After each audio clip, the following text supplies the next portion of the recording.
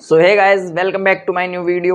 सो guys, आज की इस वीडियो में हम बात करेंगे 19 जुलाई की सेकंड शिफ्ट के बारे में। सो चलिए गाइस, शुरू करते हैं। और हाँ, उससे पहले मैं आपको एक सजेशन देना चाहूँगा कि आप इन सारी शिफ्ट्स को एज अ प्रैक्टिस सेट देख लें, क्योंकि सारी शिफ्ट्स ये SSC CGL की हैं, तो एक तरह से आपके लिए प्रैक्टिस सेट ही हो जाएगा। तो आप इन सारी शिफ्ट्स को जरूर देखें। तो चलिए गाइस, शुरू करते हैं।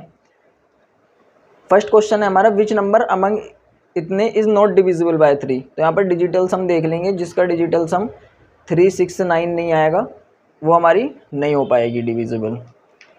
फिर नेक्स्ट हमारे, two circles touch each other externally at P।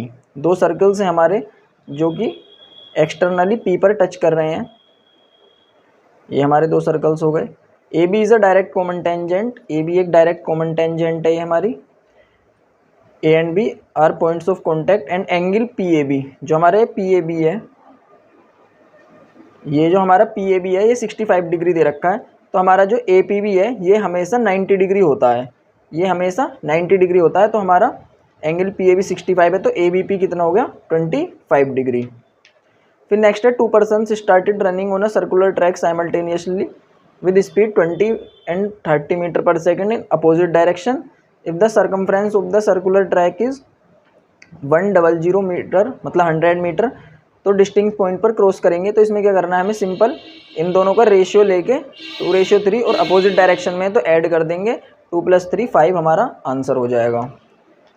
फिर नेक्स्ट क्वेश्चन है हमारा, इफ़ A + B + C अगर हमारा 12 है, A² + B² + C² हमारा 50 है, तो A³ + C³ - 3ABC का हमें वैल्यू निकालनी है। तो हम यहाँ पर क्या करेंगे, इसको A + B + C का होल स्क्वायर का फॉर्मूला क्या होता है, A² + B² + C² + 2AB + BC + CA। तो हमारी यहाँ से AB + BC + CA की वैल्यू क्या आ जाएगी, जब इसमें रखेंगे तो 144 - 50/2, जो कि हमारी कितनी आ जाएगी 47।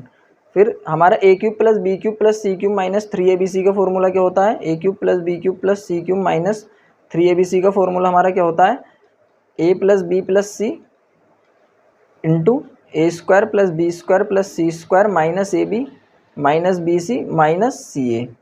A + B + C हमारा 12 है ही, A² + B² + C² 50 - 47, तो हमारा कितना हो जाएगा, ये 36 आंसर हो जाएगा हमारा। फिर नेक्स्ट क्वेश्चन है हमारा, a sari bought for ₹500 is marked at 16% profit, मतलब 16% अप पे उसको मार्क कर दिया गया है, and later on sold at a sales discount of X%, X% का फिर डिस्काउंट दे दिया गया है। तो यहाँ पर या तो हम सक्सेसिव डिस्काउंट से कर लेंगे, वरना आसानी के लिए क्या करेंगे, 16% अप किया गया है, फिर X% का डिस्काउंट दिया गया है, और इज इक्वल टू ये फिर कितने की हो जाती है 493 की। इसको कर लेंगे 100 से 5 एंड 4 25, 4 2 8 4 9 36, 29 से ये कटेगा कितना 29 1 जा 29, 203 जो कि 17, 5 5 जा 25, ये इधर जाएगा तो ये हो जाएगा 17 5 जा 85, 100 - X की वैल्यू आ जाएगी 85, तो X की वैल्यू हमारी कितनी आ गई 15%। तो 15% का मतलब डिस्काउंट दिया था उसने।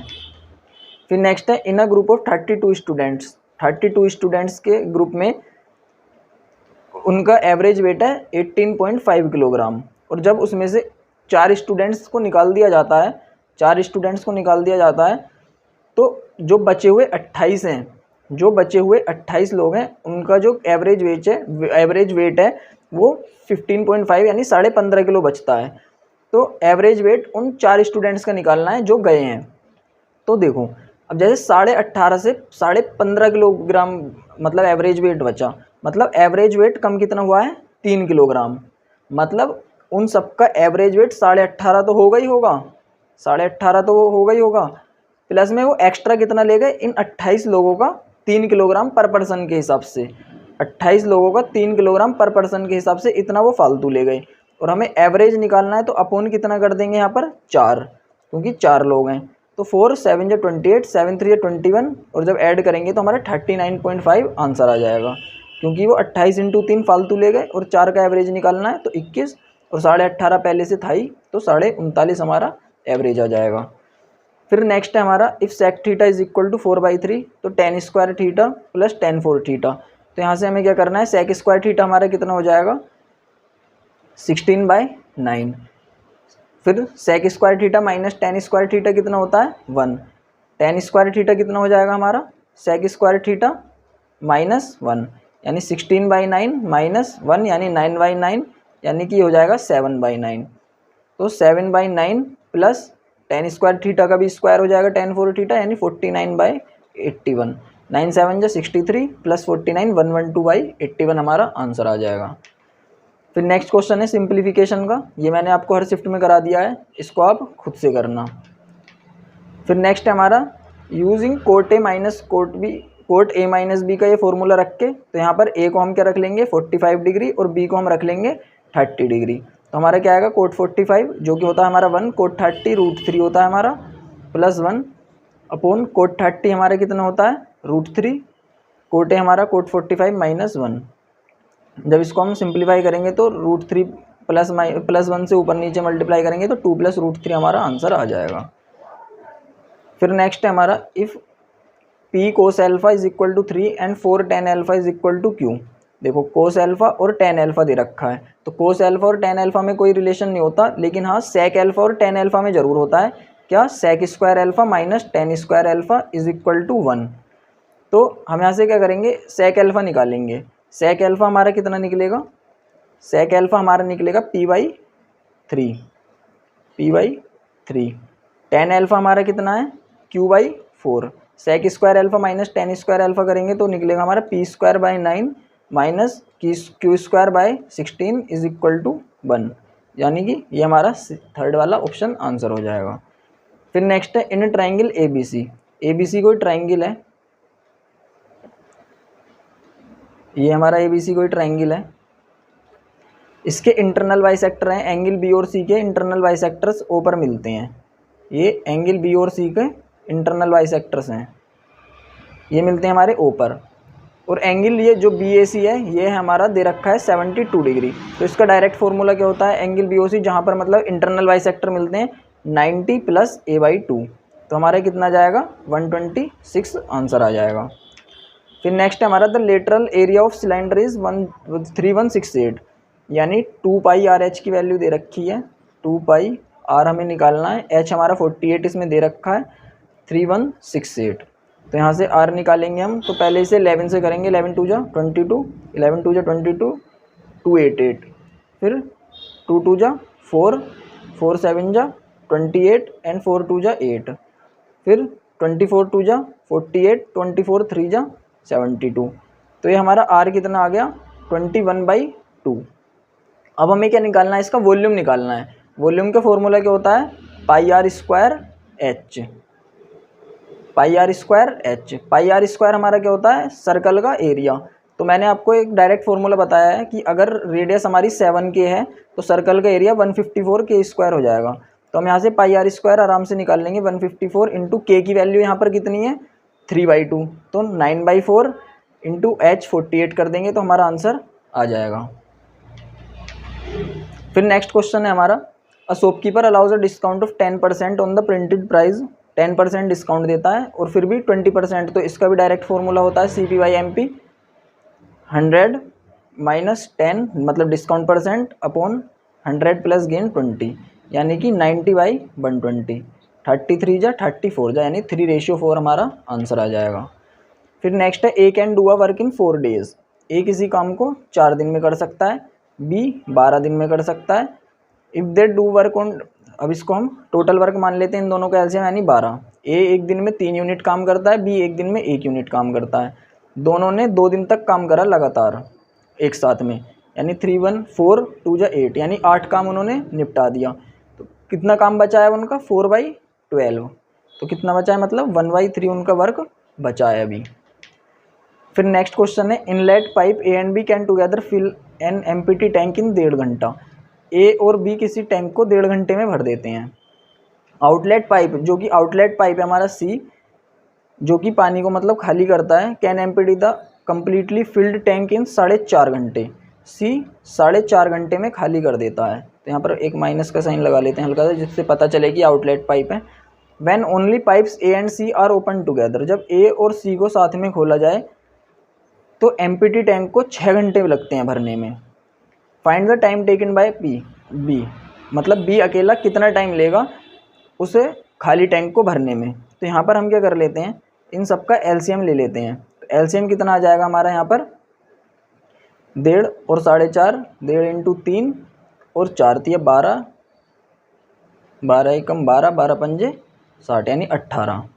तो ये कितना हो जाएगा यहाँ पर हमारा 6 3 जा 18, ये कितना हो जाएगा 4, और ये हमारा कितना हो जाएगा यहाँ पर 12, यानी कि ए प्लस बी 1 घंटे में 12 यूनिट काम करते हैं, सी 4 यूनिट काम करता है और ए और सी 3 यूनिट काम करते हैं। तो अब हमें यहाँ से क्या निकालना है, जब ए 1 घंटे में 4 यूनिट काम मतलब 4 यूनिट निकाल देता है और ए और सी 3 भर देते हैं, ए और सी मिलकर 3 भर देते हैं, लेकिन सी तो 4 खाली कर रहा है और फिर जब जाके 3 भर रहे हैं, तो मतलब इसका मतलब ए 1 घंटे में 7 भर रहा होगा। तो यहाँ से क्या निकलेगा, अगर ए 1 घंटे में 7 भर रहा है और ए और बी दोनों मिलकर 12 यूनिट का भर रहे हैं, तो इसका मतलब बी 1 घंटे में 5 यूनिट भरेगा, 5 यूनिट भरेगा, टोटल है 18, तो 18/5 आंसर आ जाएगा हमारा, जो कि हो जाएगा हमारा 3 hours 36 minutes के इक्वल। फिर नेक्स्ट है हमारा ये क्वेश्चन मैंने आपको हर शिफ्ट में आया हुआ है और हर शिफ्ट में मैं आपको कराता भी हूँ। y - 1/y is equal to 5/3, तो y प्लस 1/y क्या निकालेंगे हम, √k² + 4, k² कितना हो जाएगा हमारा 25/9 + 4, 4 9 जा 36 एंड 56 61/9, यानी ये आ जाएगा हमारा √61/3। y² + 1/y² कितना आ जाएगा हमारा k² - 2, यानी 61/9 - 2, यानी 18 जब इसमें से निकालें तो 43/9 हमारा आंसर आ जाएगा। फिर नेक्स्ट है, a thief committed a crime and escape from the spot at a speed of 12 meter per hour, 1 घंटे में 12 मीटर भागता है। सिक्योरिटी गार्ड ने उसे देखा और 20 मिनट बाद उसको चेज़ करना शुरू किया। तो यहाँ पर जब उनके बीच की डिस्टेंस नहीं दे रखी है, तो हम मानेंगे कि थीफ भी वहीं पर खड़ा है और सिक्योरिटी गार्ड भी वहीं पर खड़ा है। बस फ़र्क इतना है कि सिक्योरिटी गार्ड ने थोड़ा सा ध्यान बाद में देके बाद में भागना शुरू करा। तो 12 मीटर पर आवर की स्पीड से भागता है थीफ, सिक्योरिटी गार्ड ने उसे 20 मिनट बाद में चेज़ करना शुरू किया। The thief start running in and caught him in the next 20 minutes, और 20 मिनट बाद वो पकड़ा गया। मतलब उसने पहले 20 मिनट तो ध्यान ही नहीं दिया, बाद में 20 मिनट बाद भागना शुरू किया और उसके भी 20 मिनट बाद पकड़ा। तो इसका मतलब थीफ अपने भागने के कितने टाइम बाद पकड़ा गया, 40 मिनट बाद, क्योंकि 20 मिनट बाद तो पुलिस वाले को पता चला और 20 मिनट बाद फिर उससे पकड़ा गया, यानी 40 मिनट भाग लिया। 60 मिनट में भागता है 12 मीटर, 40 मिनट में कितना भागेगा, 2/3 से कर देंगे, इधर भी 2/3 से जब हम करेंगे, यानी कि 8 मीटर भागता है। अब 8 मीटर भागा है, यहाँ से दोनों खड़े हैं, यहाँ पर 8 मीटर भागा है और 8 मीटर भागने के बाद ये पकड़ा गया, यानी कि ये जो पुलिस वाला है ये भी 8 मीटर भागा होगा। तो अब इसका मतलब क्या है कि पुलिस वाला 8 मीटर कितनी देर में भागा है, क्योंकि शुरू के 20 मिनट तो उसने ध्यान ही नहीं दिया, बाद में 20 मिनट भागा है। तो 20 मिनट भागने के बाद 8 मीटर भागा है, मतलब वो 8 मीटर बाद पकड़ लिया, यानी 20 मिनट में पुलिस वाला 8 मीटर भाग सकता है। तो 1 घंटे में कितना भाग सकता है, जब इसको भी 3 से मल्टीप्लाई करेंगे इसको भी, तो यानी 24 मीटर पर आवर की उसकी स्पीड होगी पुलिस वाले की, यानी सिक्योरिटी गार्ड की। A man took a loan of 32,400 at a certain rate of simple interest per annum, किसी रेट ऑफ इंटरेस्ट पर उसने पैसा उधार लिया। The rate of interest is 1/4 of the number of years, यानी अगर टी टाइम के लिए लिया, 1/4 ऑफ द, यानी अगर 4t टाइम के लिए लिया तो रेट ऑफ इंटरेस्ट उसका कितना है t, अगर 4t टाइम के लिए लिया तो रेट ऑफ इंटरेस्ट उसका बैठेगा t। If he paid, interest कितना बैठा है 664। तो इंटरेस्ट का फॉर्मूला क्या होता है, जैसे interest is equal to principal जो कि हमारा 32,400 है, इंटू आर यानी कि रेट जो कि हमारा टी है हमने मान रखा है यहाँ पर, इंटू टाइम 4t अपॉन 100। यहाँ से हम इसको काट लेंगे तो हमारा ये कितना आ जाएगा, इसको हम करके टी की वैल्यू निकाल लेंगे और टी की वैल्यू रख के फिर हम वहाँ पे रेट ऑफ इंटरेस्ट हमारा टी के इक्वल आ जाएगा और रेट ऑफ इंटरेस्ट हमारा 3% आंसर भी आ जाएगा। फिर नेक्स्ट है if the seats of mathematics English and chemistry, mathematics English and chemistry are in the ratio 6:4:7, if the seats are increase by 20%, 40% and 60% respectively. तो यहाँ पर डबल जीरो से multiply कर लेते हैं, थोड़ा आसान हो जाएगा। 20% बढ़ी यानी 10% 60, 20% 120 यानी ये हो गई 720। ये 40% बढ़ी यानी कि 160 बढ़ गई, तो ये हो गई 560। ये 60% बढ़ी यानी कि 400, 60% कितना हो गया इनका 420, यानी कि ये 1120 हो गई। सबकी जीरो काट लो। अभी कितना है 36, 28, 56। अभी और किससे चला जाएगा ये 4 से, 4 9 जा 36, 4 7 जा 28, 4 1 जा 4, 4 4 जा 16, 9 7 14 इनका रेशियो आ गया। The wheel of the lorry has radius 182 centimeter, radius है उसकी 182 सेंटीमीटर। तो अब इसमें पूछा गया है कि वो कितने रिवॉल्यूशन लगाएगा 1 मिनट में, 1 मिनट में कितने रिवॉल्यूशन लगाएगा अगर उसकी स्पीड 66 किलोमीटर पर आवर है। तो पहले हम इसका जो है निकाल लेते हैं क्या सरकमफ्रेंस। सरकमफ्रेंस कैसे निकलेगी 2πr, यानी 2πr। ये कितना हो गया 7 2 जा 14, 7 6 जा 42, 26 2 जा 52, 52 इंटू 2 104, वो 52 इंटू 2 104 का 4 10 यानी 114, 1144 सेंटीमीटर उसकी रेडियस आ गई। स्पीड कितनी है 66 किलोमीटर पर आवर, यानी कि 1 मिनट में फिर कितना हो जाएगा 66 किलोमीटर बाई 60। किलोमीटर को सेंटीमीटर में बनाएंगे क्योंकि हमारी रेडियस सेंटीमीटर में है, तो हमारा कितना आ जाएगा 1 किलोमीटर में 1000 मीटर, तो ये मीटर में आ गई। फिर इसको मीटर में सेंटीमीटर में चेंज करेंगे तो 100 से और मल्टीप्लाई करेंगे, यानी 1 मिनट में इतना चलेगा वो, और उसकी जो सरकमफ्रेंस है वो इतनी है। तो रिवॉल्यूशन कितने लगाएगा वो 66 इंटू 1000 इंटू 100 अपॉन, यहाँ पर 66 है, 60 इंटू 1144 इंटू ये नीचे वाला 60 यहाँ पे आ जाएगा। फिर 11 6 जा 66, 104, 6 से 6 कैंसिल, 10 से ये 0 कट जाएगा, तो ये कितना बच जाएगा हमारा 10,000 अपॉन 104। तो ये लगभग 100 से नीचे ही आएगा, तो 100 तो होगा नहीं, 100 से नीचे आएगा ये भी नहीं होगा और इतना ज़्यादा कम भी नहीं होगा, तो 96 हमारा आंसर हो जाएगा अप्रोक्स। यहाँ से चलते हैं नेक्स्ट क्वेश्चन पर। The monthly income of a person was 80,000, 80,000 रुपये तनख्वाह है उसकी, खर्च कर देता है 45,000 रुपये, 45,000 रुपये खर्च कर देता है, यानी कि बचा कितने लेता है 35,000 रुपये। अगले साल उसकी इनकम बढ़ गई 16%, एक्सपेंडिचर जो है वो इंक्रीज़ हो गया कितना 8%। तो income is equal to expenditure plus saving. तो जब एक्सपेंडिचर और सेविंग्स पे हम एलिगेशन लगाएंगे तो हमारा इनकम पर चेंज आ जाएगा। तो यहाँ से हम क्या करेंगे, केवल वो ले लेंगे एक्सपेंडिचर और सेविंग का रेशियो। एक्सपेंडिचर कितना है 45,000 यानी 5 9 जा 45, और ये कितना है 35,000 यानी 9 7। ये कितना चेंज हुआ है एक्सपेंडिचर 16% बढ़ा है, और इसका हमको पता नहीं ओवरऑल कितना बढ़ा है 8%, ओवरऑल 8% बढ़ा है। तो ये 8 से नीचे ही हुआ होगा, ये 8 से नीचे हुआ होगा, यानी x मान लेते हैं इसको। तो या तो ऐसे कर लो 9 + 7 कितना होता है 16, 16 into 8 is equal to 9 into 16, 9 into 16 plus 7x। तो हमारा ये कितना हो जाएगा 8 6 जा 48, 128 माइनस 9 6 जा 54, 9 1 जा 9, 1 9 6 जा 54, 9 1 जा 9, 144, 8 6 जा 48, 128, 16 इंटू 8, 16 इंटू 9, 9 7, 1 मिनट, हाँ ये हो जाएगा 9 7, ये हो जाएगा हमारा 16% इनकम। अच्छा उसमें मैंने मतलब गलती कर दी थी, ये हो गया 9 7 इनकम पे बढ़ा है 16%, जो एक्सपेंडिचर है वो बढ़ा है 8%। हाँ यहाँ पर गलती हो गई थी, ये हो गया 16% ओवरऑल। तो यहाँ से क्या करेंगे 16 इंटू 16 256 इज इक्वल टू 9 8 जा 72 प्लस 7x। तो x कितना आ जाएगा हमारे यहाँ से 7x इज इक्वल टू 624, और 25 में से 7 घटाएंगे 184, यानी 7 2 जा 14, 7 2 जा 14 एंड 44, 7 6 जा 42, 26.29% हमारा आंसर आ जाएगा। वहाँ पर मैं 16% एक्सपेंडिचर में ले रहा था। A women is 28 years older than her son. Women जो है वो अपने सन से 28 साल बड़ी है।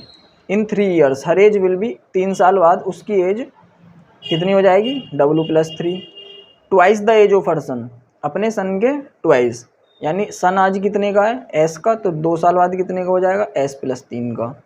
तो यहाँ से 2 इक्वेशन आगे इनको सोल्व कर लेते हैं। तो W यहाँ से कितना जाएगा, 2S + 2 3 = 6 -3 यानी 2S+3, इन दोनों को इक्वल रखेंगे तो S हमारा आ जाएगा 25।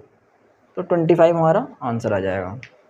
इन नेक्स्ट और लास्ट क्वेश्चन है हमारा, Anil and Vipin together can complete a work in 15 days. Anil और विपिन किसी काम को 15 दिन में करते हैं, लेकिन विपिन उस काम को 20 दिन में कर सकता है। अब हमें निकालना है यहाँ से कि अनिल उस काम को कितने दिन में कर सकता है। तो इसके मैं आपको दो मेथड्स बताऊंगा ऐसे क्वेश्चन को सोल्व करने के लिए।